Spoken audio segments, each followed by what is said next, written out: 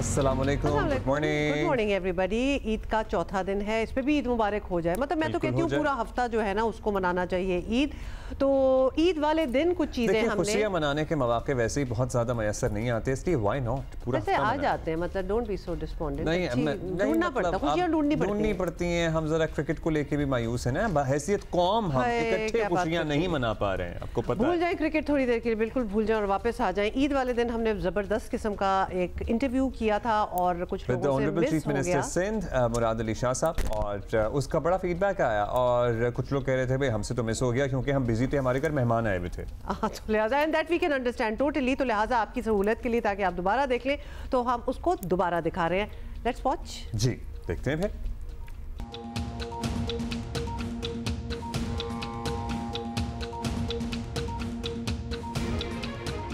Eid Mubarak to everybody who celebrating and watching us right now. Eid मुबारक। देखिए एक आपको चीज़ डिफरेंट लग रही होगी, we are not in the usual setting, we are somewhere else. और हम बड़ी ख़ास जगह हैं क्योंकि हमने मुलाकात करनी है एक बहुत ही ख़ास मेहमान से। हमारी हमेशा यही कोशिश होती है कि जिन लोगों से हम मिलें तो उनकी मुलाकात आप लोगों से कराना बहुत ज़रूरी है। दूसरा ये जब हमें फीडबैक वगैरह आती है और आप लोगों के मैसेजेस आते हैं तो आप लोगों में बड़ी एक क्यूरियोसिटी होती है कि चीफ मिनिस्टर हाउस हो, गवर्नर हाउस हो, ये जो ऑफिशियल होम्स होते हैं इनमें क्या हो रहा होता है। मतलब ईदें हो या कोई त्यौहार हो तो वो किस तरह सेलिब्रेट होते हैं।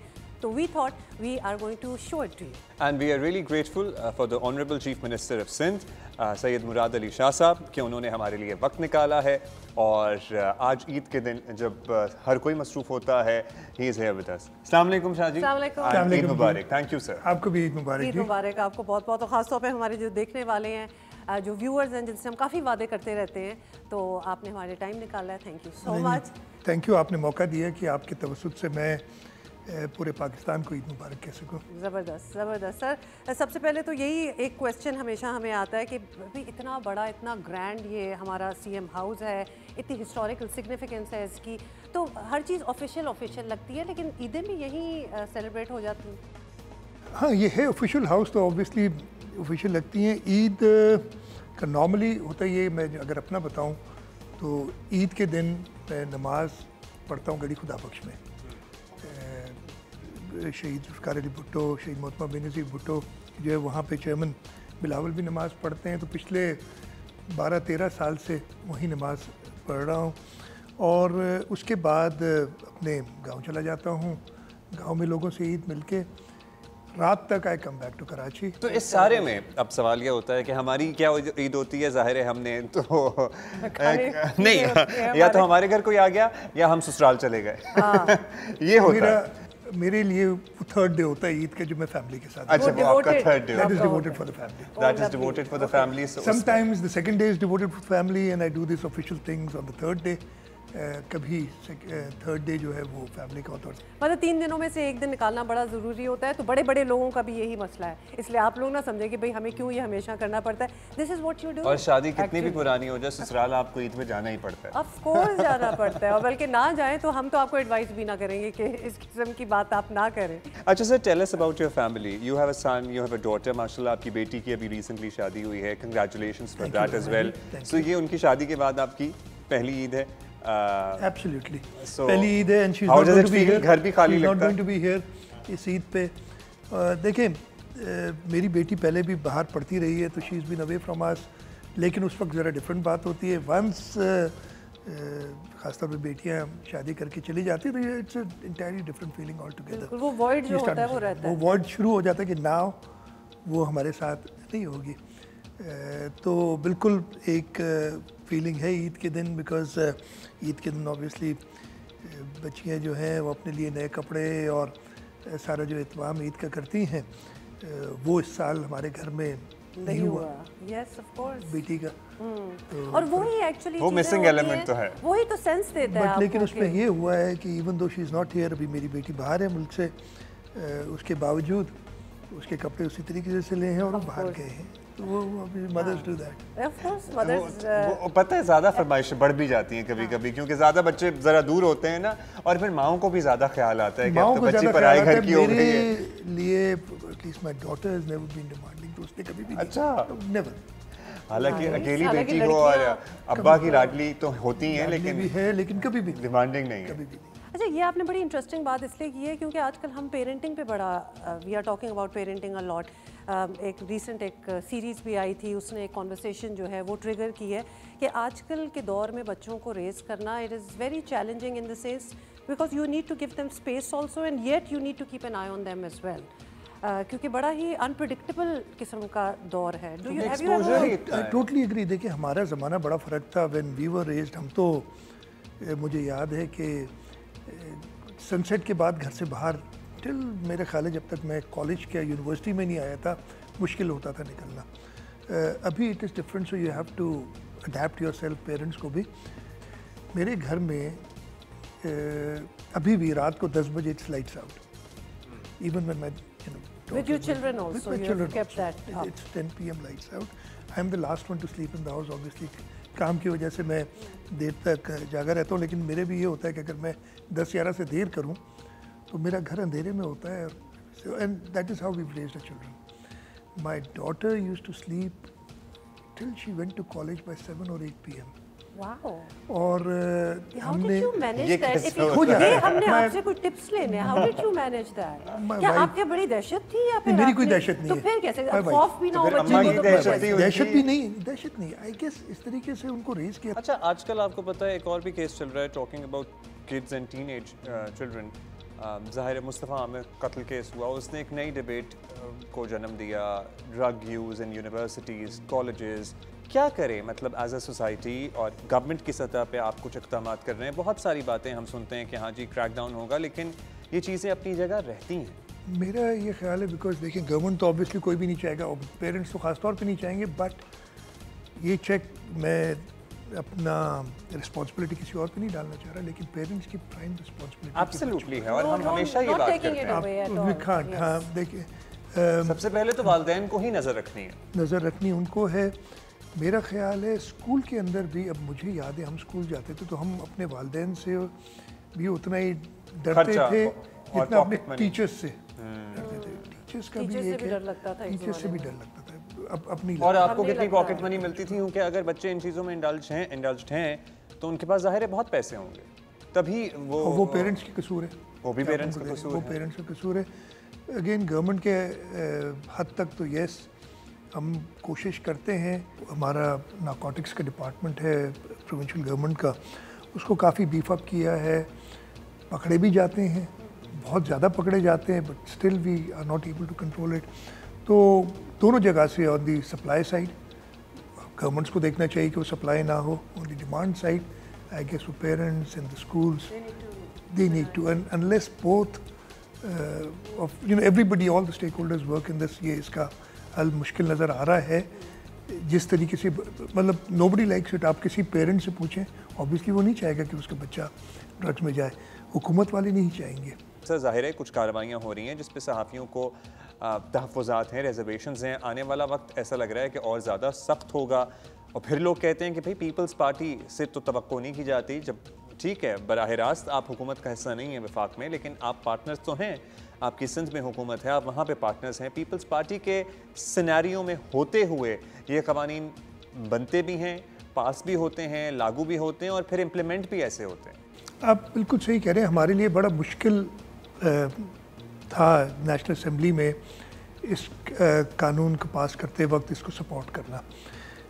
इसको देखते हुए because this law should be used against people who are misusing और हु आर एक्सप्लॉइटिंग, ये जो इनको ऐसा फ्रीडम मिल गया है। बट जो प्रॉपर जर्नलिस्ट हैं, जो मीडिया के लोग हैं, उन पे इस्तेमाल नहीं होना चाहिए। आप जो कह रहे हैं इसका बहुत ज़्यादा कंसर्न है पाकिस्तान पीपल्स पार्टी को है, उसकी लीडरशिप को है, और ये रेस किया गया है एट डिफरेंट लेवल्स जब भी हमारी मीटिंग्स होती हैं। Who's going to be the judge of that कि कौन इसको प्रॉपरली ताकि ये मिसयूज़ ना हो, कि अगर जर्नलिस्ट हैं फॉर इंस्टेंस कि कौन सही बात कर रहा है, कौन नहीं कर रहा, क्यों ये एक्ट किसी पे लागू हुआ है, किसी पे नहीं है, मतलब who's going to judge that? जज अनफॉर्चुनेटली गवर्नमेंट ही करेगी इस चीज़ को। I agree, you know, obviously somebody has to जज। The person who's made the law will जज दिस। मैं 2002 से मेंबर हूँ असेंबली का, लेकिन मेरे ख्याल है वो 3.5 साल वो द मोस्ट डिफ़िकल्ट टाइम जो असेंबली के अंदर हुआ। तो उनकी शुरुआत अभी हम we have not been able to get over that 3.5 years जो गुजरा था। सर इसी से जुड़ा एक सवाल आपसे करना है। We have not been able to get over that 3.5 year because वो 3.5 year was a result of a lot of मेहनत। उसके पीछे बहुत से लोगों की मेहनत थी, बहुत सालों की मेहनत थी। एक प्रोजेक्ट था जिसे लाया गया, बनाया गया, लॉन्च किया गया, बिठाया गया और फिर अचानक से वो ख़त्म हो गया, लिपट गया। और अभी जो हमें अनरेस्ट नज़र आता है अपने मुल्क में या फिर लोग ज़रा नाराज़ नज़र आते हैं या लोग कहते हैं कि जी ये हुकूमत जो वफाक में है ये तो हमारी हकीकी नुमाइंदा नहीं है, आपको लगता है कि ये इसी पॉलिसी का नतीजा है? जब 2018 में हुआ तो काफ़ी लोगों में ये ख्याल था कि अब हमारी सारी प्रॉब्लम्स ख़त्म हो जाएंगे, लेकिन वो 3.5 साल में प्रॉब्लम्स और बढ़े इस हद तक कि जो लोग भी उसको। आप तब भी चीफ मिनिस्टर थे, आपके लिए कितना मुश्किल था तब अपने सूबे के मामला चलाना? कितनी इंटरफेरेंस होती थी वफाक से? मतलब हमने देखा कि आपके अपनी पार्टी की लीडरशिप को यहाँ से उठा लिया जाता था, ईद त्यौहार पे उठा लिया जाता था, आपके अपने मिनिस्टर्स अंदर होते थे। Was it a tough time? उस हवाले से नहीं, उससे ज़्यादा मेरा ख्याल है जो मुझे प्रॉब्लम हुआ था as chief minister was federal government की कंप्लीट निगलेक्ट कर देना सूबा सिंध को एज अ होल। मगर सूबा सिंध का सबसे बड़ा शहर तो उनका सबसे बड़ा वोट बैंक था सिंध में, लेकिन वो आते नहीं थे। पूरे 3.5 साल में वो एक दिन भी इधर नहीं रहे। देखिए एक दफ़ा जब आए थे, जब बहुत ज़्यादा बारिशें वगैरह हो गई थी और बिल्कुल ही डूब ही गया था सिंध और ख़ासतौर पे कराची, तो उन्होंने बहुत बड़ा पैकेज दिया था और बड़े फैन वो मिला था package. This is the biggest package. हम बड़े क्यूरियस हैं उस पैकेज का क्या हुआ? कुछ भी नहीं हुआ था और ना होना था। मैं आपको उस दिन का भी जिक्र बात बता दूं। प्राइम मिनिस्टर साहब उस वक्त आए थे, उन्होंने गवर्नर हाउस में एक मीटिंग बुलाई और मीटिंग में वो ऐलान किया उन्होंने पैकेज का। उसके बाद मैं वापस आ गया, मैं वापस इधर पहुंचा तो I got a call back कि जी वो चाह रहे हैं आप वापस आएँ, वो प्रेस ब्रीफिंग देंगे तो आपको साथ बिठाना चाहते हैं। And he was the prime minister. मैं वापस गया और उधर बैठा तो it was more of a media kind of show. Absolutely. Karachi में हम देख रहे हैं एक्सीडेंटल डेथ्स बहुत हो रही हैं, मतलब सड़कों पे tankers, dumpers, 18 wheelers, oil tankers वगैरह, आप किसी चीज़ को भी ले लें। अब जब हुकूमती स्पोक्स पर्सन से बात होती है तो वो कहते हैं जी टाइमिंग भी हमने सेट कर दी है, आइंदा ऐसे नहीं होगा। पुलिस ऑफिशियल से भी बात करते हैं कि this is not going to happen और हम रोकेंगे, हर no container is allowed on the roads and all that, but then we expect कि सब कुछ ठीक हो जाएगा। Every single day we hear of another death. कोई मोटर बाइक से लग के जी टैंकर आउट ऑफ कंट्रोल हो गया या फिर उसके पास फिटनेस सर्टिफिकेट नहीं था, जो कि किसी के पास भी नहीं होता।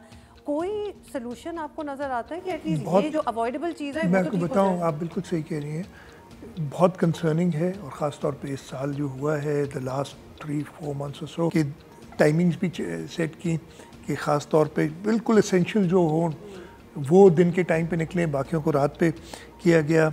हमने पुलिस के अंदर भी चेंजेस की ताकि एक हमने समझा कि बेहतर ऑफिसर को लगाया जाए एज DIG ट्रैफिक ताकि वो कंट्रोल कर सके। उसके बावजूद ये कंट्रोल नहीं हुआ। So it is very concerning और मैं आई डोंट हैव एन आंसर। मैं बड़ा क्लियरली बताता हूँ, if I had that answer मैं इमीडिएटली वो इम्प्लीमेंट करता। लेकिन अब कंसर्न इतनी ज़्यादा बढ़ चुकी है कि कुछ ज़्यादा हम ऐसे नहीं कि कुछ नहीं कर रहे, लेकिन मेरा ख्याल है जो कर रहे हैं उससे ज़्यादा करना पड़ेगा। मैंने आज भी इस पर कुछ दिनों पहले इस पर हम डिस्कशन कर रहे थे और हमने कहा था ईद के बाद इसको इम्प्लीमेंट शायद करें हम। मैं तो एक हद तक इतना मैंने कुछ दिनों पहले कहा था कि सब बंद कर देते, टैंकर्स, हेवी मशीन जो भी आपके हैं इनको बंद करें। Each and every vehicle has to be checked first, उसकी फिटनेस हो, ईच एंड एवरी ड्राइवर। इसलिए कि हमारे यहाँ I can't drive a truck, I don't have the licence for it. आप स्पेशल लाइसेंस और बड़ा एक बड़ा मुश्किल हुआ करता था। आई थिंक मैं पिछले 50 साल से ज़्यादा से गाड़ी चला रहा हूँ, लेकिन मेरा नहीं ख्याल है कि मैं आज अगर टेस्ट दूँ तो मुझे पास होना चाहिए उस हेवी तो उस तरीके का स्किल उनको होना चाहिए। तो वो सारा रिवैम्प करके हमें मसले होंगे, बट इंसानी जान से ज़्यादा कोई और चीज़ इंपॉर्टेंट नहीं है। तो we'll have to take steps like that और हम वो करेंगे। ये बड़ा ड्रास्टिक है अगर आप करते हैं। आप बिल्कुल मतलब ये ना समझें कि ये कोई हमें कंसर्न नहीं है, बहुत ज़्यादा कंसर्न है। हमने हर किस्म की तरीका, जैसे मैंने कहा टाइमिंग सेट की, टाइमिंग्स को डिले किया, सब करके देख लिया, but still we have not been. क्योंकि अब आप देख ही रहे हैं कि मतलब सिटीजन वो इतना इश्तियाल आ गया है कि खुद ही आग लगा देते हैं, खुद ही फैसला वहाँ ले लेते हैं कि जो जिसको हम कभी इनकरेज नहीं करेंगे। कभी भी नहीं। अच्छा, हमारी पता है क्या, मुझे लगता है कि हमें हमारी गुफ्तगू बड़ी अच्छी हो रही है सो हम जितना सोच के आए थे उससे थोड़ा मज़ीद टाइम लेंगे चीफ मिनिस्टर साहब से, क्योंकि बातें अभी और भी हैं, एंड एक ब्रेक लेते हैं। और एक टूर भी थोड़ा सा होना चाहिए। हाँ, एक टूर भी थोड़ा सा होना चाहिए। Using the power of suggestion here. नहीं, जरूर जी, व्हाटएवर हमें देंगे तो हम व्हाटएवर यू वांट। एक tour, we had a good stroll around CM house और कुछ चीजें हमने आपको दिखा दी, कुछ हमने खुद ही देख ली, हमने एंजॉय किया। ये देखिए, और अब ये देखें, नाश्ते का एहतमाम, खाने पीने का एहतमाम, और टॉकिंग अबाउट फूड, ये बात हम काफ़ी दफ़ा आपसे शो में भी कर चुके हैं कि कराची से अच्छा खाना पूरे मुल्क में नहीं मिलता। हाँ, कराची में जैसा खाना मिलता है, और हमने मुल्क फिरा हुआ है, हाँ, so we've been to a कोई lot of places. कंपैरिजन नहीं है, लेकिन कंपैरिजन होता है कराची का दीगर शहरों से। अब ये कंपैरिजन फेयर है, अनफेयर है, इस पे आपकी अपनी राय होगी, हमारी अपनी होगी, लेकिन चीफ मिनिस्टर सिंध की क्या राय है? और लोग यूजुअली लाहौर से कंपेयर करते हैं, फिर लोग कहते हैं कि भाई कराची में वो डेवलपमेंट नहीं हुई जो इस शहर का हक था। और ज़ाहिर है कराची में बहुत कुछ होने की गुंजाइश है, पब्लिक ट्रांसपोर्ट हो या अगर दीगर मंसूबे हों।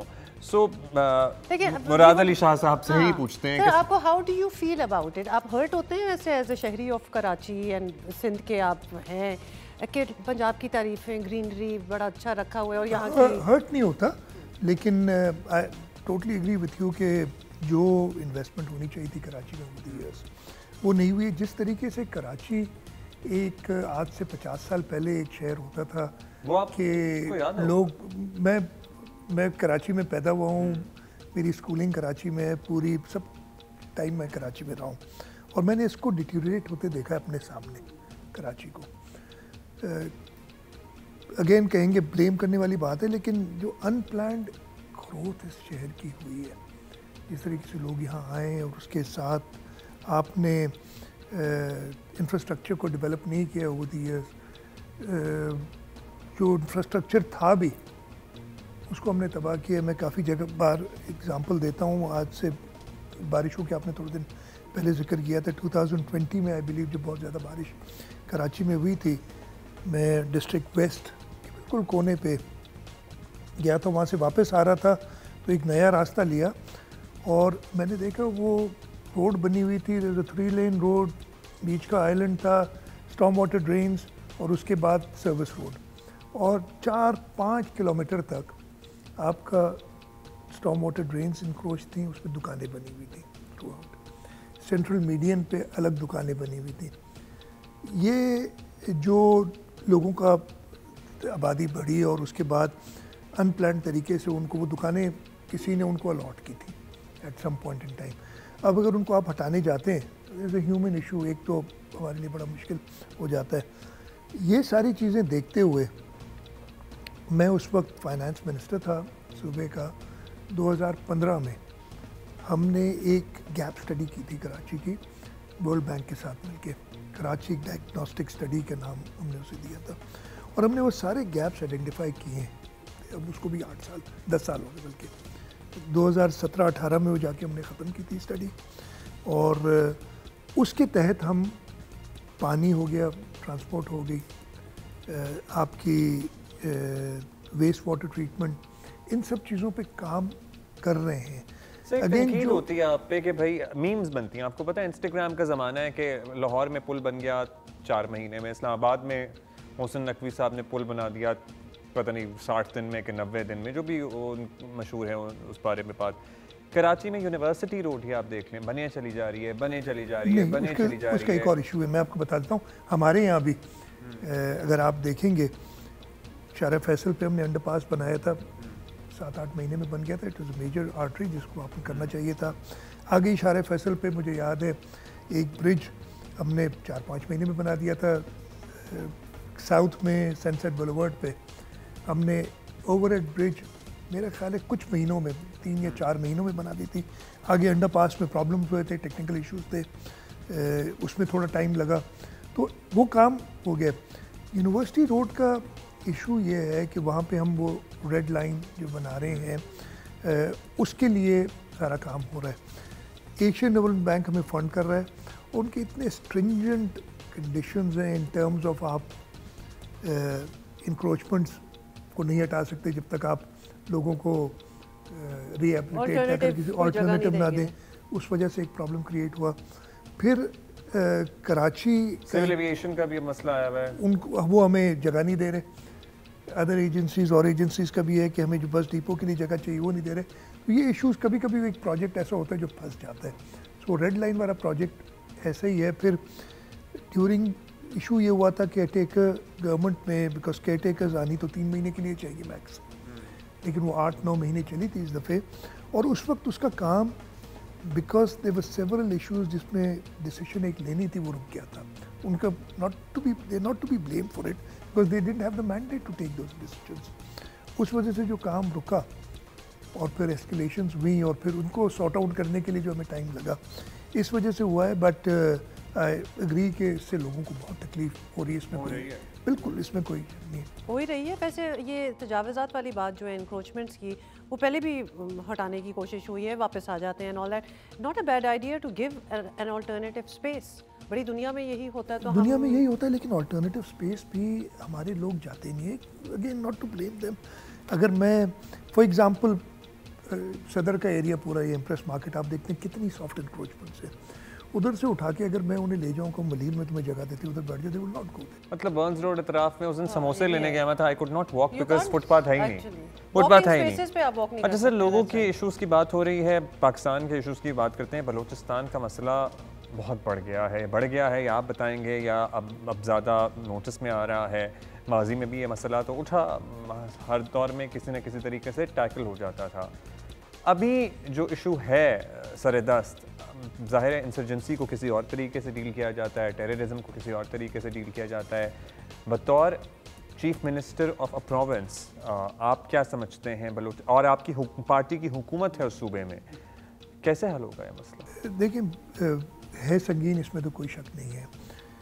हमारा अगेन इट्स कोई ढकी छुपी बात नहीं है। इसके जो कनेक्शंस हैं या ताने बाने जैसे कहते हैं बनते हैं, वो इंडिजिनस नहीं है सिर्फ, उसमें बहुत लोग और हमारे not so friendly countries involve हैं उसके अंदर, उसकी बड़ी एविडेंसेस हैं। वो जब इशू आ जाता है तो ऑब्वियसली आपने मुल्क की सलामती के लिए कुछ ऐसी चीज़ें करनी पड़ जाती हैं विच अगेन ना चाहते हुए भी आपको वो करना पड़ता है। बलूचिस्तान का इशू इस वक्त ये हो गया, सिमिलरली खैबर पख्तूनख्वा इशू है। खैबर पख्तूनख्वा में शायद उसको कन्फ्रंट नहीं किया जा रहा है उस तरीके से, टेररिज्म को इस वजह से इतना इस वक्त पिछले कुछ महीनों से आपने देखा कि बलूचिस्तान में और ख़ासतौर पर पिछले कुछ दिनों में, कुछ हफ्तों में बहुत ज़्यादा पीक है। और इसका रीज़न यही है कि जो टेररिस्ट एलिमेंट्स हैं उनको हुकूमत बड़ी एग्रेसिवली ख़त्म करने की कोशिश कर रही है।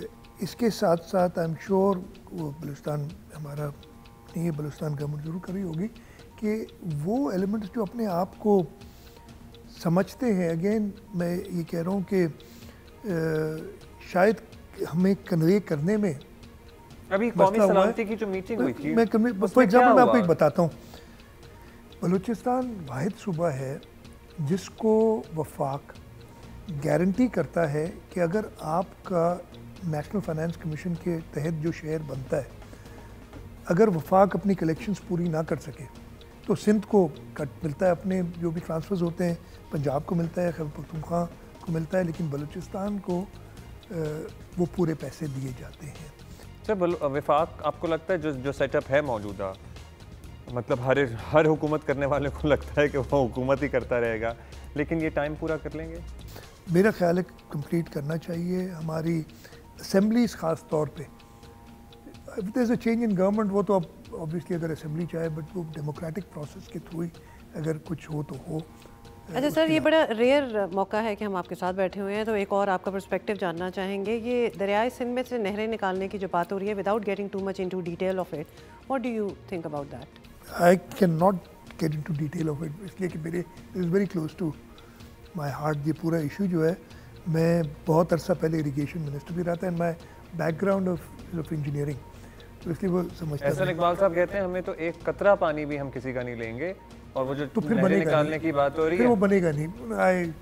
एहसन साहब जो कह रहे हैं, मैं उनकी जो तय है वो पानी उतना ही मिलेगा पंजाब को, तो फिर क्या? तो फिर इस वक्त जो पानी उस इलाके में जाएगा, अगर सिंध का कोई पानी नहीं लेते तो वो जाएगा झेलम और चनाब का पानी। झेलम और चनाब को ऑलरेडी दरियाए सिंध सप्लीमेंट करता है थ्रू चश्मा झेलम एंड तौसा पांजनाथ। मैं बहुत सिंपल, अच्छा अगर पानी कहीं का और नहीं लेंगे तो इसका मतलब है जो मोस्ट फर्टाइल लैंड है पंजाब की, जो झेलम और चनाब की अपर रीचेस में है, जिसको छज दुआब और रचना दुआब, रावी और चनाब और उसके दरमियान का जो एरिया है उसका पानी कम करना पड़ेगा।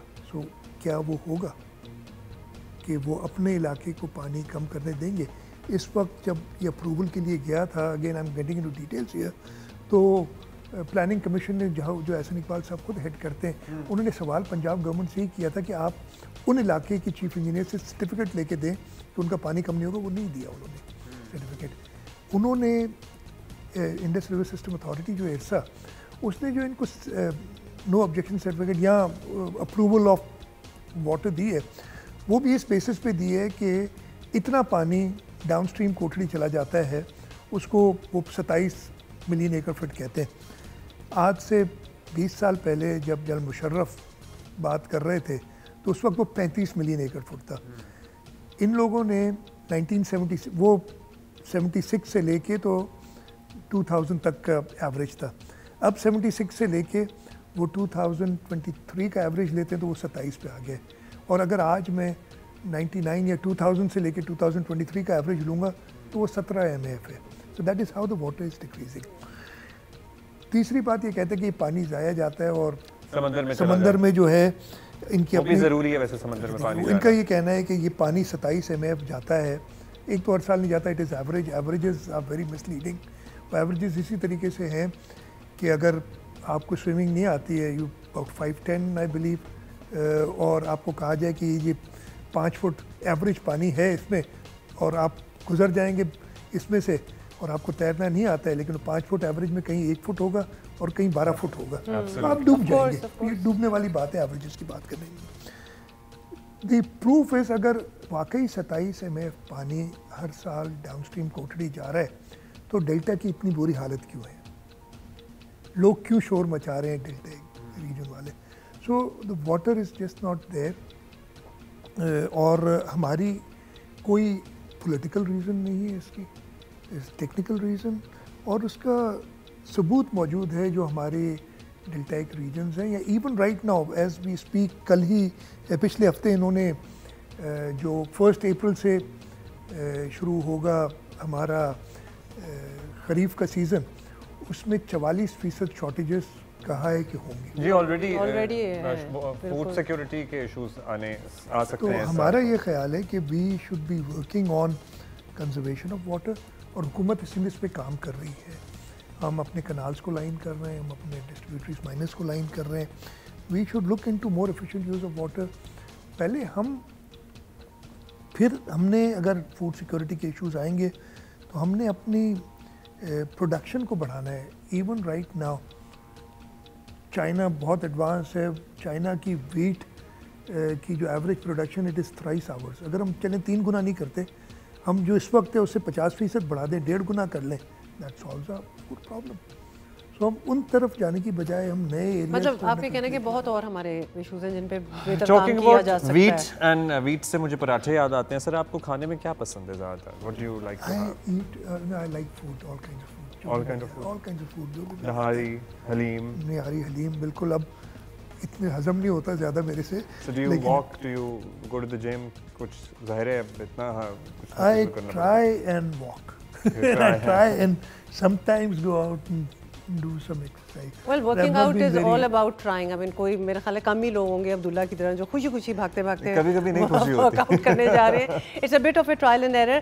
But इधर मेरा ख्याल है कि हम CM साहब को ज़रा मज़ीद ईद मनाने की इजाज़त दें और भी लोगों से इन्होंने मिलना है और हम इजाज़त बहुत शुक्रिया, आप लोग आए, बहुत अच्छा लगा। मैंने कभी पहले ये ईद टाइप का शो नहीं किया है और आप लोग के साथ पहले थैंक यू बहुत शुक्रिया। Thank you. It's an we are really grateful. It's an honor to be here. Absolutely. And pleasure is all mine. And thank you for changing your mind about आपने इस तरह पहले शो नहीं किया लेकिन हमारे लिए कर लिया और हमारे viewers के लिए। Eid Mubarak to you and your family, and Eid Mubarak to you and your family as well. Yes, absolutely. And thank you so much for being with us. Alright, hopefully you liked the interview. बड़ी बातें हुई, गप्पे हुई. Our wish has been granted. I wanted a tour of the space और CM साहब ने हमें बड़ी अच्छी तरह से, मैं घूम रही हूँ लेकिन बड़ी अच्छी तरह से इन्होंने हमें दिखाया भी है. But I'm curious about this wall. ये wall कब आई यहाँ? क्योंकि बड़े लेटेस्ट लोग हैं. हाँ, 4-5 साल पहले इतनी थी. ये इसको काफ़ी हमारे जो पुराने लोग हैं ना, जहाँ तक सूबा सिंध कहलाते हैं, वो कॉरिडोर ऑफ पावर जो है ना, इसको कहते हैं. Corridor of power. इस कॉरिडोर ऑफ पावर में पहले सिर्फ नॉट हैड अ फीमेल या लेडी चीफ मिनिस्टर, तो सिर्फ मर्दों की तस्वीर हुआ करती थी. तो फिर ये हमने जो है जो भी प्रोमिनेंट लेडीज हैं, स्टार्टिंग विद मोहतरमा लीडिंग लेडीज, मोहतरमा फातिमा जिन्ना, श्री मोहतरमा बेनज़ीर भुट्टो, बेगम नुसरत भुट्टो. फिर आ जाएं तो arts, science, public service.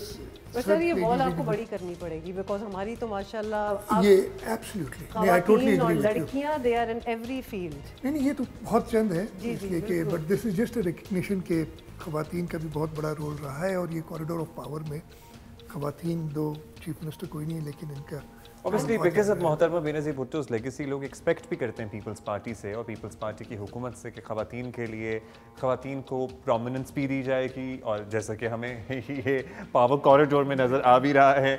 On our left are the chief ministers of the province. जी बिल्कुल, starting with sir Ghulam Hussain Hidayatullah.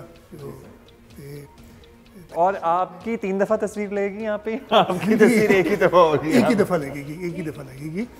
इसमें सारे बड़े बड़े नाम हैं who been the chief executive of the province. जब आते हैं नए चीफ मिनिस्टर तो things are changed like interiors and stuff अपनी टेस्ट से या थोड़ा बहुत इस पूरे चीफ मिनिस्टर हाउस में आप जो भी फर्नीचर देखेंगे वो वही है जो आज से पुराना है. My father was the chief minister in the 90s और जब मैं आया था तो हमने वही डेस्क ढूंढ निकाला जिस पे वो बैठते थे. So I change my desk and my office desk that I work on is the same that my father used to use.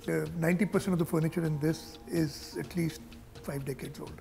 और रिफर्बिश करना पड़ता है. एक काम है. सो दैट इज गुड कि आपने वो किया. I was very intrigued by the elevator, the lift.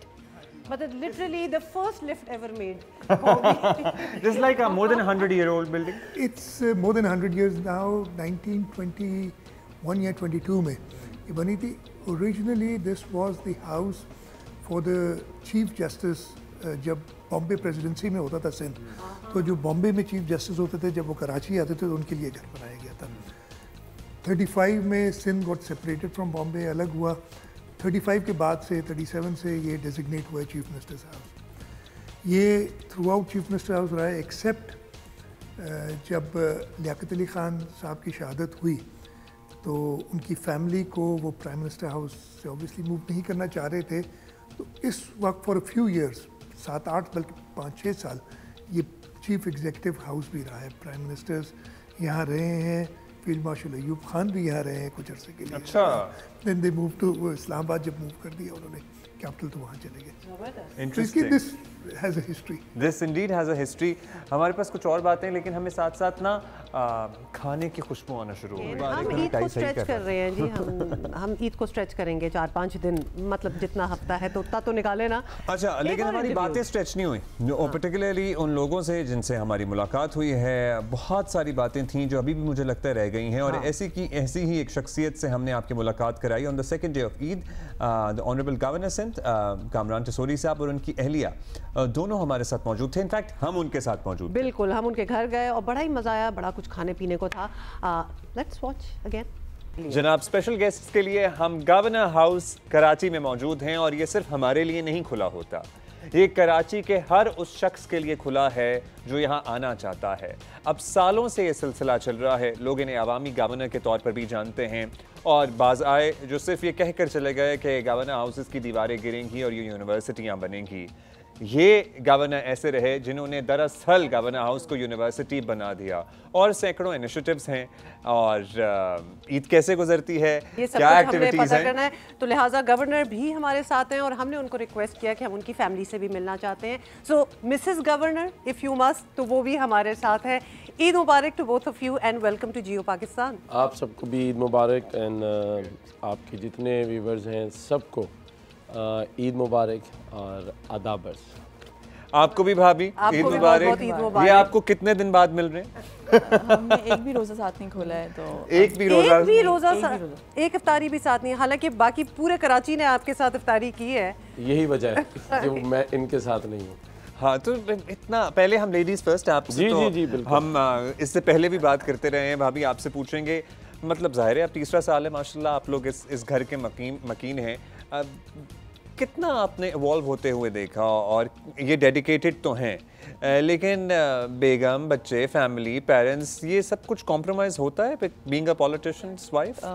शुरू से बिज़ी तो रहते थे, लेकिन अब ऑब्वियसली रिस्पॉन्सिबिलिटी ज़्यादा हैं, तो शुरू में हमारी इस बात पर आर्गुमेंट भी हो जाती थी, लेकिन अब आपने गिव अप कर दिया। हाँ एग्जैक्टली, अब अंडरस्टैंड लेकिन कर क्या लेते हैं, बच्चे आपकी- भी कॉम्प्रोमाइज़ कर लेते हैं। ज़बरदस्त आपकी कंट्रीब्यूशन है सपोर्ट में। ये जो रोज़ यहाँ सहरी, इफ्तारी, मतलब क्या कुछ नहीं होता, जो हम सब कुछ आपको गिनवाएंगे अभी, लेकिन आपका भी पूरी फुल सपोर्ट होती है जी। बीच में। चैरिटी वर्क में शुरू से है और अभी भी हमारा ये होता है, बल्कि मुझे कभी कभी ये होता है कि ये इतना दिखा के नहीं करें, लाइक हम खामोशी से करें, बट इनका फिर यहाँ गवर्नर बनने के बाद ये प्लान था कि अब हम थोड़ा इसको ओपनली करेंगे, तो माशाल्लाह तब से फिर अल्लाह का बहुत करम है, ज़बरदस्त, and it has worked out so well। मेरा ये कहना है, क्योंकि मैं बहुत सारे ऐसे काम करते हैं तो मुझे रोकती है कि लोगों को नहीं पता होना चाहिए, तो मैं कहता हूँ नहीं, लोगों को ज़रूर पता होना चाहिए, ताकि कम से कम जो साहिब सरबत लोग हैं वो देख के ही कुछ करने की सोचें, कि इंस्पायर हों कि भाई चले इस सूबे का सबसे बड़ा जो हाउस है, जो गवर्नर हाउस कहलाता है, उसके दरवाजे 24 घंटे खुले हैं। और जैसे आपने सवाल किया था, तो अब तो ये है कि माशाल्लाह मेरी जो पूरी फैमिली है, बेटा, बेटी और बाकी भी छोटे वाले बेटे जो हैं, एक तो बहुत ही छोटा है, लेकिन ये सारे एक टीम के तौर पर काम करते हैं। यानी ये जो बेल ऑफ होप पे ऐसी ख़वातीन जिनकी शादियों के इश्यूज़ हैं, उनके जहेज़ के इश्यूज़ हैं, वो ये सारा काम ये वहाँ के स्टाफ के साथ बैठ के देखती हैं। इसी तरह बेटा जो है वो अगर ख़ुद भी कुछ अर्न कर रहा है, पैसे कमा रहा है, तो वो अपने सारे पैसे यहीं चैरिटी में खर्च करता है। बेटी भी हमारे साथ मिलके, तो मतलब ये अब एक टीम है। और आप यकीन करें, अगर ये टीम ना होती ना, तो मैं रोज़ाना 16 घंटे 17 घंटे अपनी ज़िंदगी में से नहीं निकाल क्योंकि सकता। सारे जो आपके इर्द क्लोज टू यू हैं वो इन्वॉल्व हैं जी। इस सारे काम में। I mean that means a lot. और अच्छा, मज़ा भी आता हज़ारों है, लोगों ने इफ्तारियां यहाँ की होंगी, हम हज़ारों का फिक्र करें? नहीं, अल्हम्दुलिल्लाह हमारा जो मिलिट्री सेक्रेटरी ऑफिस है, वहाँ आपको हेड काउंट मिल सकता है। जो पहला रमज़ान हमें मिला था, उसमें 4.5 लाख लोगों ने इफ्तारी की थी। 4.5 लाख? हाँ, पूरे महीने में। वाह। और दूसरे रमज़ान में 4 लाख लोग थे और 1.5 लाख लोगों ने सहरी की थी गवर्नर हाउस में। और इस बार हमने जो रमज़ान का जो प्लान किया था, वो नाम हमने रखा था इत्तेहाद रमज़ान। और इत्तेहाद रमज़ान में हमने सिर्फ गवर्नर हाउस में नहीं, बल्कि 300 टाउन जो हैं, जो हमारी पार्टी के तंजीमी लोग हैं, उस 300 टाउन में भी इफ्तारियाँ हुई।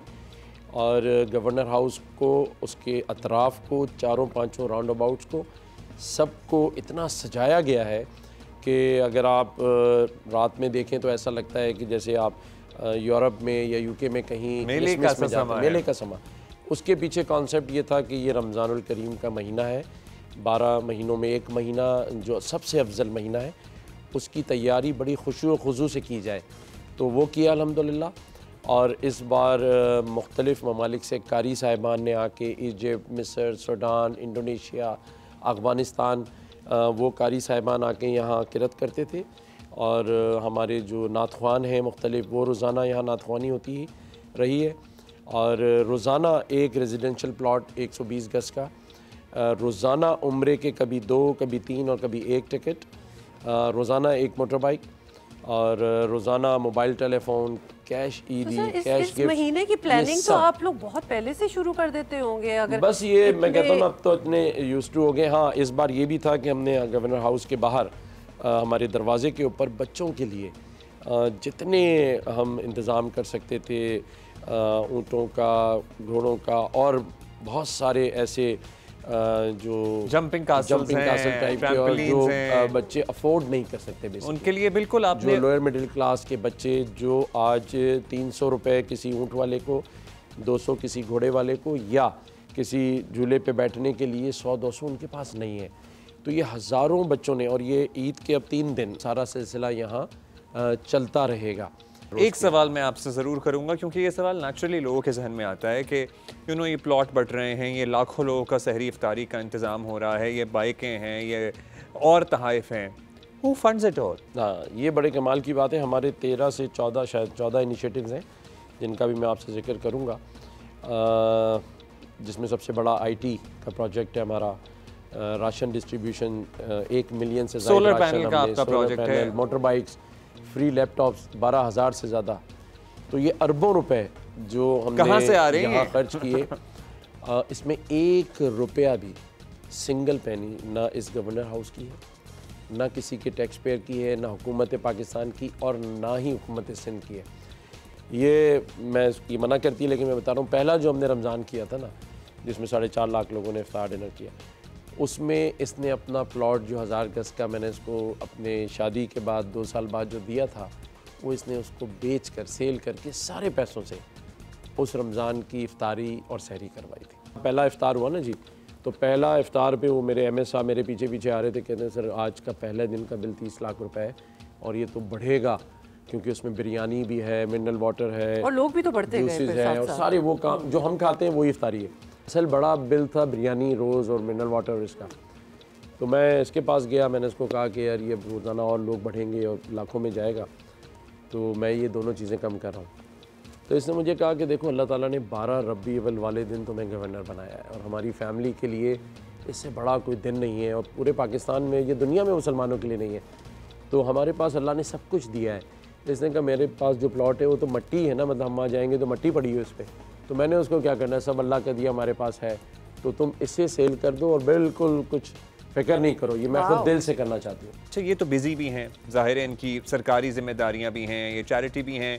अब बच्चे माशाल्लाह आपके हैं, 3 हैं जी, और 4 बच्चे हैं। बच्चों की अपनी रिस्पॉन्सिबिलिटीज़ होती हैं, इन्होंने तो हाथ उठा ली हैं। सो उनकी पढ़ाई, उनकी बर्थडे पार्टीज़ में लेके जाना, पेरेंट टीचर मीटिंग, ये सब आप देख रही होती हैं? हाँ, ये सब मैं कर रही होती हूँ, लेकिन ये फिर भी टाइम कभी जब ट्रैवल जैसे कर रहे होते हैं। देखिए मेरा 1 he दिन takes का भी the ट्रैवल है time ना, for 2 them, दिन का जी। इस्लामाबाद, तो बच्चों को भर के नहीं जैसे गाड़ी में ले जाते हैं, ऐसे मैं जहाज़ में साथ ले लेके जाता जाते हैं। हूँ। हर ट्रैवल पे आज तक 3 साल में बच्चे, वाइफ मेरी साथ होती है, और अगर हमें कोई भी ऐसा टाइम मिल जाए जिसमें लंबी ड्राइव हो तो मैं बच्चों को अपने साथ गाड़ी में बिठाता हूँ, लेकिन फ़ोन में उनका हमेशा अटेंड करता हूँ। कोई ऐसी कॉल नहीं होगी 3 सालों में जो मैंने अपने बच्चों की रिसीव ना की हो। वैसे इन्हें पता है कि कौन सा बच्चा कौन सी क्लास में, इतनी इन्फॉर्मेशन है? चाहिए मुझे अभी काफी दिन से पूछा नहीं मैं है, वो अभी वाला आप आदमी उनसे नहीं हूँ। पूछें। वैसे ये मुझे अपने दोस्तों के बच्चों के दोस्तों के नाम भी पता है। अरे ये बड़ी माशाल्लाह, इंपॉर्टेंट बात है। देखिए हम कितना आजकल स्ट्रेस करते हैं पेरेंटिंग पे, बिकॉज इतने किस्से, इतना कुछ हो रहा है आजकल दुनिया में भी और पाकिस्तान में भी, कि हम स्ट्रेस करते हैं इस बात को, पेरेंट्स को किस तरह नज़र रखनी है, और अपने बच्चों के दोस्तों से भी दोस्ती करें, उनकी फैमिली से भी और दोस्ती हमारे करें। सामने केसेस हैं। अभी हम बहुत बात कर रहे थे, पूरा रमजान हमने बात की है अरमागान वाले केस पे, मुस्तफा आमिर वाले। दीज आर टीनेज किड्स, मतलब यंगस्टर्स हैं, 18, 19, 16 साल के बच्चों हैं। अगर इस तरह की एक्टिविटीज में मशगूल होंगे, बड़ा क्रैकडाउन भी हो रहा है, बड़ी बात भी हो और रही जब माँ थी। बाप की नज़र नहीं होगी या उनसे वो क्लोजनेस नहीं होगी, एक इंटीमेसी नहीं होगी कि वो आके खुद बताएं बातें। एक आपकी बात में सॉरी ऐड करना चाहता हूँ कि ये जो अरमान की इसकी आपने बात की, आमिर मुस्तफ़ा फिर मर्डर हो गया। देखें ये केस अभी सही तरह सॉल्व नहीं हुआ है। अभी तो खैर हुआ ही हैसियत नहीं, में गवर्नर सिंध मैं आपको बताना चाहता हूँ और लोगों को भी कि ये वो केस नहीं है जो आपको नज़र आ रहा है।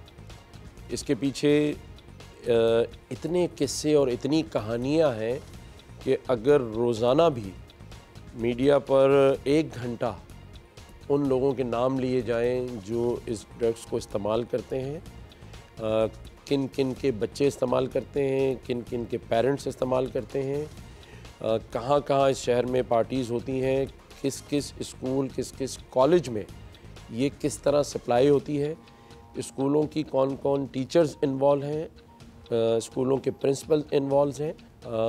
आई विश कि मैं इस केस को ख़ुद मॉनिटर कर रहा होता तो मैं वो हक़ाइक़ भी सामने ला सकता था कि ये एक मौका मिला था हुकूमत पाकिस्तान को और सिंध को कि हम इस सूबे और इस शहर में से इस मनशियात की लानत को ख़त्म कर देते। 32 किस्म की इकसाम की ड्रग्स हैं जो इस वक्त इस माशरे में सलाहियत कर रही हैं।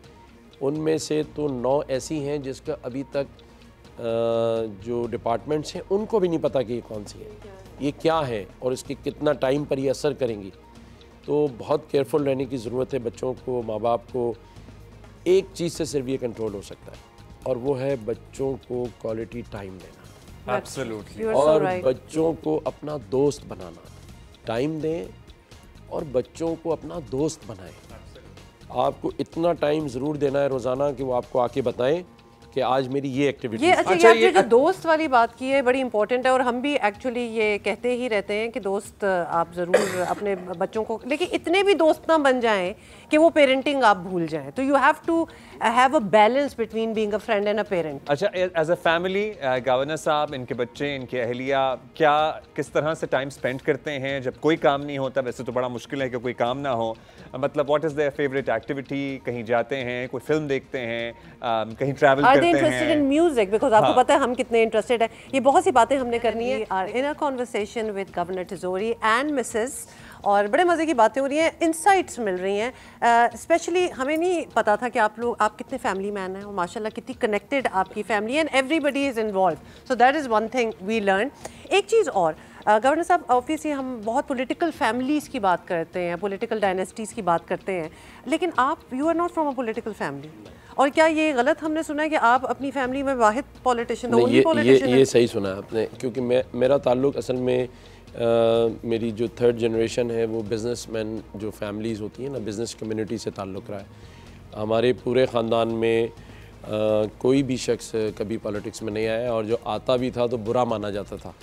यानी वो भी मैंने भी मजबूरी में ज्वाइन की, लेकिन नहीं, मुझे 3rd जनरेशन से 4th में भी जाता हूँ तो नहीं मिलता है। लेकिन आप बनना चाहते थे, यू वांटेड टू, जैसे होती है ना आवाम की खिदमत करना। मैं एक सवाल करना चाहता हूँ इस मौके पे, आपके पास फिर कौन सी ईदर सिंगी है कि आपने कामयाबी की सीढ़ियाँ माशाल्लाह इतनी जल्दी तय की? मतलब क्या ये उस यूनिवर्सिटी के करामात हैं जहां आप इशारा भी करते रहे हैं, जिसके आप चांसलर रहे हैं और वाडा साहब पता नहीं तालिबे इल्म है, या और कोई मामला है? देखें, जैसे अभी हमारी बहन ने कहा ना कि मैं बहुत यंग एज में ना बिज़नेस पॉलिटिक्स में आ गया था। मैं जब 21 साल का था तो मैं पूरे पाकिस्तान की जो हमारी जेम्स एंड ज्वेलर एसोसिएशन थी उसका चेयरमैन था, और जब मैं 23 साल का था तो मैं federation chamber of commerce and industry का सबसे हाईएस्ट वोट लेकर एमसी मेंबर्स इलेक्ट हुआ, और उसके बाद फिर मैं चेयरमैन था ओवरसीज़ इन्वेस्टमेंट का।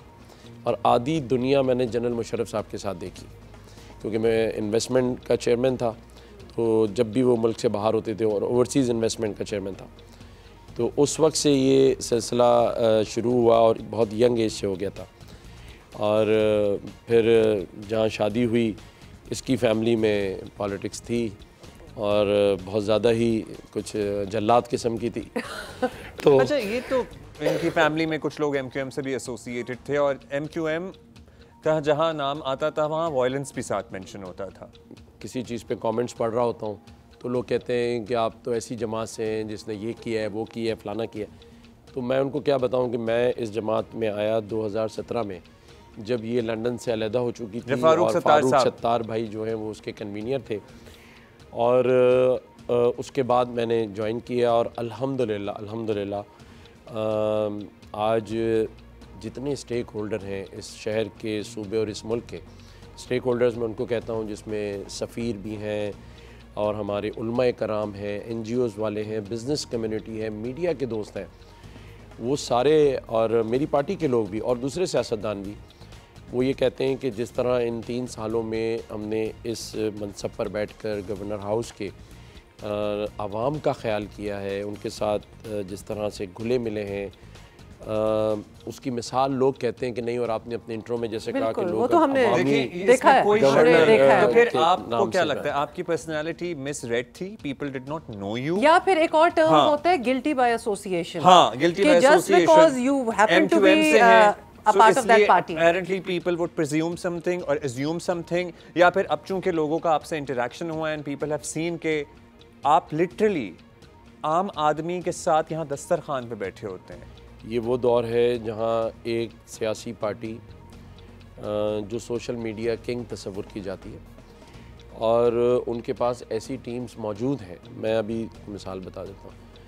हमारे पास आप ही के चैनल के इरशाद भट्टी साहब वो आए थे और इत्तेफाक से लकी ड्रॉ के लिए स्टेज पर भी थे, तो उन्होंने वो जियो पे चला भी है सारा। जी, मैं बता सिर्फ ये रहा हूँ कि मैं किस दौर में इस सियासत में आया हूँ। तो उन्होंने जब मैंने कहा 1 करोड़ नौकरियाँ नहीं मिली, 50 लाख घर नहीं मिले, यूनिवर्सिटी नहीं बनी, तो उनसे रहा नहीं गया और हमारे भाई ने आके माइक पकड़ा और कहा कि गवर्नर साहब इमरान खान की बात कर रहे हैं तो आएँ आप सब, मैं और ये मिलके उनको सलाम भेजते हैं। आफरीन है कि 10-12 हज़ार के मजमे में से एक शख्स ने सलाम नहीं भेजा बल्कि हाथों से मना किया। और जाहिर है ये तो मैनेज नहीं हो सकता। ठीक है, तो मैनेज नहीं हो सकता। अच्छा, फिर उन्होंने ये कहा कि गवर्नर साहब आप अपने इख्तियारात का नाजायज़ फ़ायदा उठा रहे, तो आवाम ने आवाज़ों से ज़ोर से कहा मोहब्बत है, मोहब्बत है, जिस पे उन्होंने ऐसे थम्स अप किया।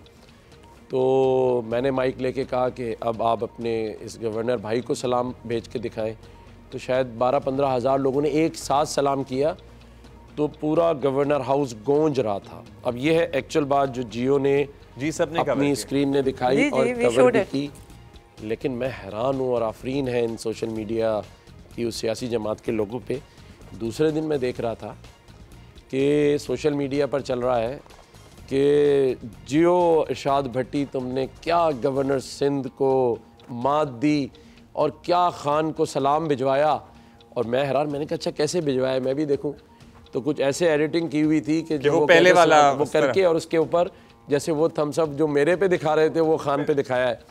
तो मैं उस टाइम की सियासत में आया हूँ जहाँ ख़ुद मुझे इमरान खान ने मीनार पाकिस्तान के जलसे में कहा कि सिंध का गवर्नर देखो और मौला जट देखो।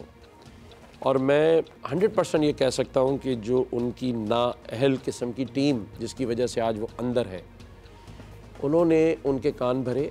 और वो कान के जो नहीं मशहूर होता है कि हर लीडर बड़ा कच्चा होता है, उनको किसी ने कहा होगा तो उन्होंने जाके मीनार पाकिस्तान के जलसे में कह दिया।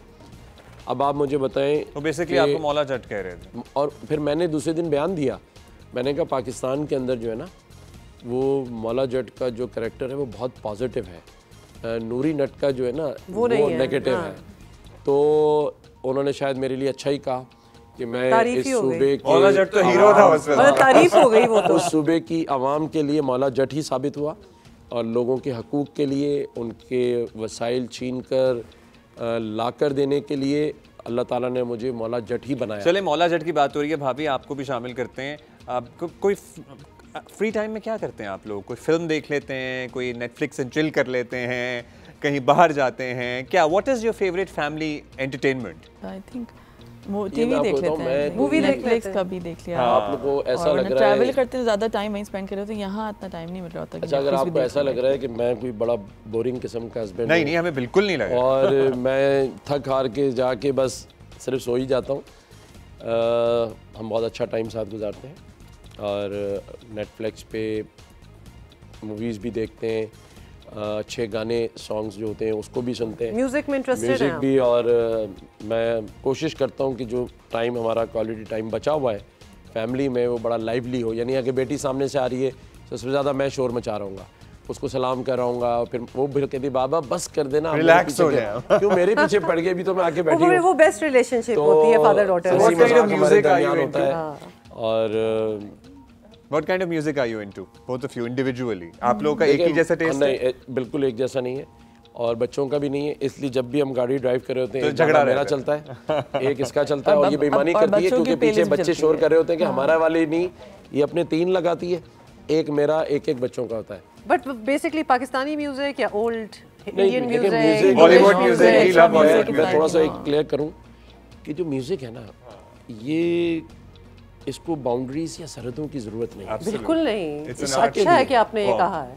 चाहे किसी भी इंडिया का हो, पाकिस्तान का हो, तुर्क का हो, कहीं का भी हो, म्यूज़िक तो वो है जिसको सुन के आपको सुकून मिले, आपके अंदर की रूह को मज़ा आए, और वो कोई भी हो। तो मेरी नज़र में तो ना कोई आर्टिस्ट किसी का है, और लोग रहते हैं पड़ोसी मुल्क भारत में, और मैं तो समझता हूँ आधा मुल्क ही हमारा है। तो कोशिश करेंगे कि कभी मौका मिला तो आधा वापस लें। बड़ी इसी अच्छी दुआ के साथ मेरा ख्याल है कि हम ब्रेक लेते हैं। लेकिन अच्छी बात हमें ये लगी कि they have their family time as well, movies भी चलती हैं, म्यूज़िक भी है, हर किस्म की अपनी टेस्ट भी हैं, so that is close to my heart, I like that. बहुत सी बातें हमने करनी है, और ख़ास तौर पे अब्दुल्ला आपको पता है ना, मुझे भूख लग रही है। नहीं, मैं ये आपसे कहने ही वाला था, आपने भूख का जिक्र कर दिया कि आप कहेंगे कि ईद का पहला दिन है और आप हमारे मेहमान बने हैं, और हमने पूरा महीना लोगों को होस्ट किया है, और आज स्पेशल गेस्ट हमारे पास हैं। तो मैं कहता हूँ बाकी बातें क्यों ना हम टेबल पर खाने की मेज़ पे कर लें। बिल्कुल करते हैं। सो इनकी तो मेहमान नवाजी मशहूर ही है पूरे पाकिस्तान में। सो आज हम भी, हमारे पास रमज़ान में बिल्कुल टाइम नहीं था। So ladies and gentlemen, the breakfast is back and so are we in the morning, so after a very long time. Eid Mubarak, और वाकई फील हो रहा है कि ये ईद है, बिकॉज ये ब्रेकफास्ट, लंच और डिनर का एक कल्मिनेशन है, ये मुझे बहुत नजर आ रहा है। ज़्यादा एहतमाम कर दिया है। और इससे गवर्नर साहब की हॉस्पिटैलिटी भी बड़ी अच्छी तरह नजर आ रही है, जो पूरा महीना इन्होंने लोगों को, और भाभी को भी, खातून खाना को। ऑफ कोर्स आपकी कंट्रीब्यूशन ना होती तो ये काम ना होता। तो अब हम भी रेसिपिएंट ऑफ दिस हैं, और हम सोच रहे हैं, मैंने आप ब्रेक्स में ही शीर खुरमा चख लिया है, और क्या लाजवाब, बहुत ही मुनासिब मीठे का शीर खुरमा बना हुआ है। मैं जो भी मेरा मेहमान आता है ना, तो मैं कोशिश करता हूँ कि 2 चीज़ें जो है ना वो इस टेबल पर ज़रूर हो। कौन सी? एक हलीम, हाँ, और दूसरी निहारी। हाँ, और वो दोनों ही हैं, दोनों मौजूद हैं। वो दोनों ही हैं। तो निहारी तो निहार मुँह हम खा चुके हैं। अब हम सर्टनली ये मौका हमारे पास है आपसे बात करने का, और मुल्क के जो हालात हैं उस पर हम ज़रूर आपकी राय चाहते हैं। आप इतना अहम आईनी ओहदा रखते हैं। बलूचिस्तान के हालात अब से तो नहीं, बहुत अरसे से ज़ाहिर ख़राब हैं, लेकिन अब ऐसा लग रहा है कि बात हाथ से निकल रही है। आपको लगता है क्या बात हाथ से निकल रही है, निकल गई है? क्या है सलूशन इस मसले का? देखें, बिल्कुल अभी ये जो हालिया वाक़या बोलान के करीब जो जाफ़र एक्सप्रेस का बलूचिस्तान में हुआ, उसमें हमें ये समझने की ज़रूरत है कि देखें, जो महीना और जो दिन, यानी रमज़ान का महीना, रोज़े से लोग थे, तो ये बात तो पूरी कौम को समझनी है कि जो मारने वाले थे वो कम से कम वो मुसलमान नहीं थे। मैं ये भी आपके आज इस प्रोग्राम के तवज्जो से लोगों को बताना चाहता हूँ कि हमें समझने की ज़रूरत है कि इस वक्त दुनिया में वो ममालिक जिनकी अफवाज कमज़ोर हैं, वो सफ़े हस्ती से या तो मिट गए हैं या मिटने की तरफ जा रहे हैं, और उनकी मिसालें हम सबके सामने हैं। फ़लस्तीन, इराक़, शाम, लीबिया, जो आप बहुत सारे ऐसे ममालिक हैं। तो अल्हम्दुलिल्लाह हमारे पास एक अच्छी अफवाज, मजबूत अफवाज मौजूद है। पीटीआई बड़ी स्टेक होल्डर है इस निज़ाम की, एक इतनी बड़ी अपोजिशन जमात है। वो कहते हैं इमरान खान को पैरोल पर रिहा करें, 3 दिन के लिए उनको बुलाएं। आपको लगता है ये बुरी डील है अगर कोई इत्तेफाक राय पैदा करना है? लेकिन सलामती कौंसिल की मीटिंग थी, उनकी जमात ने उसका बाइकआउट किया। लेकिन मैं आपके लिए और आपके नाजरीन के लिए बता दूं कि जब इमरान खान वज़ीर आज़म पाकिस्तान थे, उस वक्त 3 दफ़ा सलामती कौंसिल की मीटिंग हुई, जिसको उन्होंने as a prime minister chair ही नहीं किया। तो आज तो वो ना मेंबर नेशनल असम्बली हैं, ना ही उनके पास कोई ऐसा ओहदा है जिसको चेयरमैन भी उनकी पार्टी के मौजूद हैं। मतलब जो बैरिस्टर साहब हैं वो आके अटेंड करते। बेसिकली आप कह रहे हैं जब उनके पास मौका था तब उन्होंने कुछ किया नहीं। तो ये अब क्या करेंगे? सिर्फ लोगों को बेवकूफ़ बनाना है कि जी उनको 3 दिन के लिए पेरोल पे निकालते और ले आते। जो आदमी वज़ीर आज़म हो के सलामती कौंसिल की मीटिंग में ना बैठा हो। और दूसरी बात देखें, मैं ये समझता हूँ कि जो APS का वाक़या है वो आप सबके हमारे सामने है, जहाँ कई 100 बच्चे शहीद कर दिए गए थे, और उस APS के वाक़े के बाद सब ने बैठ के एक कंसेंसस किया था, और हमने पेपर बना लिया था जिस पर सिर्फ अमल दरामद होना था। और उस पर अमल दरामद ना होने की वजह से आज ये जो वाक़यात पाकिस्तान में हो रहे हैं ये उसी तनाजुर में है। अगर उस पर पूरा अमल दरामद हो जाएगा तो मैं ये समझता हूँ कि अफवाज पाकिस्तान और इस्टेब्लिशमेंट इतनी मजबूत है और इतनी प्रोफेशनल है, तो मैं समझता हूँ उस हिसाब से तो हमारी अफवाज और इस्टेब्लिशमेंट और हमारी फोर्सेस ज़बरदस्त हैं। लेकिन तमाम सियासी जमातों को एक होना पड़ेगा और काश के पीटीआई वाले उस दिन आते तो दहशतगर्दों को और उन ममालिक को ये मैसेज जाता कि कम से कम पाकिस्तान में दहशतगर्दी के मामले पर ये तमाम यूनाइटेड और एक साथ बैठे हैं। तो इसकी कमी की ज़रूरत है। हम सबको अपने अपने हिस्से का काम करना चाहिए। सियासतदानों को अपने हिस्से का काम करना चाहिए, अफवाज पाकिस्तान को अपना काम करना चाहिए। इसका मकसद हरगिज़ ये नहीं है कि मैं अपनी अफवाज पाकिस्तान को या सियासतदानों को ऊपर नीचे कह रहा हूँ कि जी वो ज़्यादा। हमें सबको एक टेबल पर बैठकर अपने अपने हिस्से का रोल अदा करना है इस पाकिस्तान के लिए, इसकी मईशत, इसकी माशरत के लिए। और हम बार बार इत्तेहाद की बात करते हैं। अब्दुल्ला भाई, मैं कहता हूँ इत्तेहाद तो हो जाएगा, एहसास तो पैदा करें।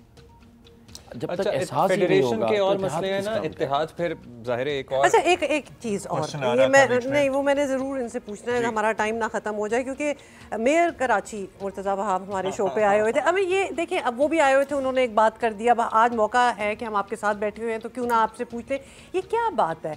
वो कहते हैं आप कह रहे थे इख्तियारात मुझे दे दो, मैं 2 दिन में बदल दूंगा, अब कराची का सारा निज़ाम ठीक हो जाएगा। वो कहते हैं भाई फंड्स मुझे दे दो, मैं कर दूंगा। ये क्या चल रहा है? ये क्या खफा रहते हैं एक दूसरे से? नाराज नहीं है, वो मेरा छोटा भाई है। अच्छा। और आपके नाज़रीन के लिए बता रहा हूँ, मेरा तो ज़ाती वकील भी है पिछले 10 सालों से। ये इंकशाफ हुआ है। ये हमें आज पता चला है वैसे। वो कहते हैं ना, जब बड़ा भाई ज़रा स्टाइलिश हो रहा हो, अच्छे काम कर रहा हो तो छोटा कॉपी करता है। मैं बड़े दिन से देख रहा हूँ, जब से मैंने ग्लासेस लगाना शुरू किए उसने भी 2-3 खरीद लिए। ये अब वो आएंगे तो अब उनसे ये पूछेंगे। और उसके बाद मैं देखता हूँ, मैं उस दिन पैडल खेलने गया जहांगीर खान के साथ, तो दूसरे दिन ये बिलावल भाई को लेके साथ पहुँच गए उधर। तो अच्छी बात है, कॉपी कर रहा है। अब उसने डिमांड की है बड़े भाई से पैसों की, और वो भी 100 अरब रुपए मांगे हैं उसने मुझसे। जो कि मैंने कहा कि भाई पहले पुराना हिसाब तो दो, लेकिन उस पर थोड़ा नाराज़ लग रहा, कहता हिसाब नहीं मांगो, दूसरे पैसे दे दो। मैंने सीएम साहब से भी कहा, मैंने कहा मैं 100 देने के लिए तैयार हूँ, लेकिन 50 आप डालें।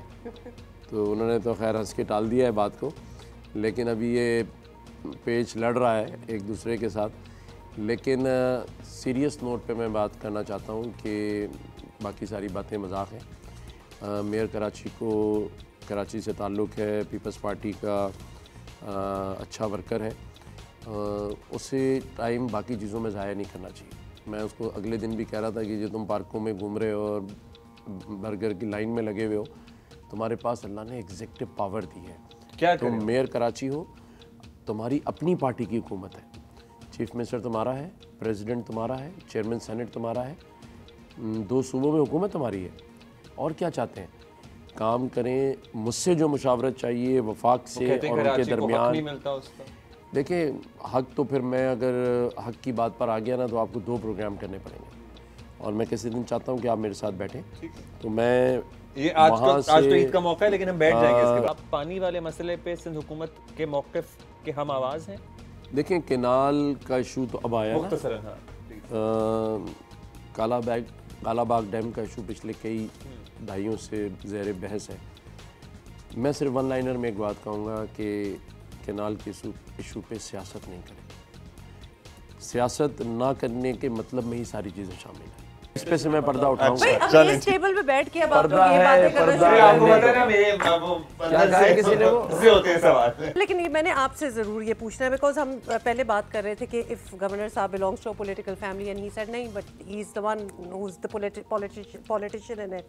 आप तो हैं पॉलिटिकल फैमिली की, तो कोई एस्पिरेशन आप में हो, और मेंटोर साथ कोई ज़बरदस्त किस्म के आपके लाइफ पार्टनर हैं। और अब हमने देखा है दैट चेंज इन पाकिस्तान, जहाँ ख़वातीन जो हैं वो बड़े एक्टिव रोल पॉलिटिक्स में प्ले कर रही हैं, बहुत ज़बरदस्त पोजीशंस पे हैं। सो इन फ्यूचर यू और योर डॉटर या किसी कोई आप देखती हैं? मेरी बेटी इंटरेस्टेड है पॉलिटिक्स में आने के लिए। बेटी है, मेरा आज तक कोई प्लान नहीं। बेटी को लेकर आऊँगा मैं इंशाल्लाह। हम टेबल पे बैठे हैं। इसमें से गवर्नर साहब क्या अच्छा बना लेते हैं भाभी? हलीम बहुत अच्छा बनाते हैं। हलीम बहुत अच्छा बनाते हैं, ज़बरदस्त। और मंदी भी बहुत अच्छी बनाते और मंदी अच्छी बनाते हैं। और कभी कभी अपनी बीवी को बेवकूफ़ भी अच्छा बनाते हैं। जब टाइम मांगना हो तो उसके अंदर इसको फिर बेवकूफ़ बनाना पड़ता है। अभी ये कैसे अगर नाराज़ होती हैं तो कैसे मनाते हैं? तोहफा देते हैं, कहीं ट्रिप करा देते Trip would be हैं, good. गाना सुनाते हैं। नहीं, आई थिंक मैं खुद ही ठीक हो जाती हूँ। खुद ही ठीक हो जाती है। Nice. क्योंकि लंबा सफ़र है ना, इसको भी पता है कि मंजिल एक ही है, तो फिर क्या इधर उधर भटकना। तो इसलिए दोनों ही एक दूसरे को But do you ask for मनाने से things पहले पे ही कोई मान खास जाते हैं। चीज़ अगर आप अच्छी बात। तोहफा हो या फिर आप अपनी मर्जी से इनके लिए कुछ चीज़ पसंद करके गिफ्ट कर दे, बस या आप कहते जाओ अपनी मर्जी से ले लो जाके? ये बता देती है कि मैंने ले लिया इसका। अच्छा। लेकिन ये ज़रूर है कि हम दोनों ये अकेली अगर कहीं ट्रैवल में भी बच्चों के साथ बाहर है, जैसे सऊदीया जा रही है उम्रे पे, या वहाँ कोई शॉपिंग करनी हो, या यूएस में अपनी बहनों के पास, तो आज दिन तक इसने अपने लिए भी कोई चीज़ जब तक व्हाट्सएप पे मैंने इसको ओके नहीं दी, इसने कभी नहीं खरीदी। जब तक मैं ओके ना कर दूं तो इसको ना लेना है ना ख़रीदना है। और यही हाल मेरी तरफ से भी है कि मैं जो भी कोई चीज़ लेता हूं तो पहले इससे पूछता हूं। तो हम एक दूसरे के ना वो आदी हो के मुताज हो गए। ये जब तक एक दूसरे से अप्रूवल नहीं होगी तो खरीद भी नहीं पाते। बहुत से एक्चुअली कपल्स लाइफ पार्टनर्स को ना हैबिट हो और जाती है, ये नहीं, और ये अच्छी चीज़ है, मेरा ख्याल है बड़ी ये हो अच्छी भी आदत जाना है। चाहिए। इट्स नाइस, इससे आपकी रिलेशनशिप जो है, आपकी इंटीमेसी वो नज़र आ रही है। माशाल्लाह बड़ी कंपैटिबल हैं आप दोनों। फैमिली को खुश रखना है तो आपने बिल्कुल बीवी के सामने ये नहीं कहना है कि फिलहाल तो मैं इनके साथ हूँ। ये फिलहाल तो यूज ही नहीं करना किसी चीज़ में, लेकिन इसकी इसमें ये connotation कह off सकते हो गई हैं है। अगर अच्छी लाइफ गुजारनी है तो जिस तरह आप टीवी देखते हैं ना, आप मुझे बताएं कभी टीवी के सामने बैठ के आपने जवाब दिया टीवी को? नहीं दिया। इस तरह बीवी को भी बीवी को भी आप टीवी समझे, जवाब ना और जब वो बोल रही हो तो खामोशी से ऐसे सुनो। बॉयज ये अच्छा, अच्छी ये नसीहत है। बहुत ही अच्छी आज मेरा ख्याल है ये कि अच्छी नसीहत हमें नसीहत एडवाइस वगैरह मिल गई है। ये कामयाब शादी का नुस्खा है जो कामरान भाई ने हम सब लड़कों को दिया है। But in the end I would like to say thank you so much, आपका आपने हमें आपकी इनवाइट टीम का किया। सबका बहुत शुक्रिया, आपके तमाम कैमरामैन का, आपके प्रोड्यूसर का, और आपके जितने एडिटर्स हैं सबका, पूरी टीम का। और आप दोनों का भी बहुत शुक्रिया। बहुत शुक्रिया। हम दोनों बहुत मशकूर हैं। आप माशाल्लाह जैसे आपकी रेपुटेशन है बीइंग अ वंडरफुल होस्ट, हमने उससे भी बहुत बढ़कर आपको पाया। No doubt, thank you so much both. और एक दफ़ा फिर सबको बहुत बहुत ईद मुबारक। ईद मुबारक एवरीबॉडी। ऑलराइट जी, ये तो ईद का चौथा दिन हमने आपके साथ दोबारा मना लिया, ठीक है। और अभी भी हमारे पास बहुत सारा कंटेंट है जो हमने कल के लिए छोड़ दिया। हाँ, हम सोच रहे हैं कि मतलब हमने वादा कर लिया ना कि हमने 5 दिन तो ईद मनानी है, तो लिहाजा कल एक और दिन है। We're gonna see you tomorrow. We'll see you tomorrow. Have a great day.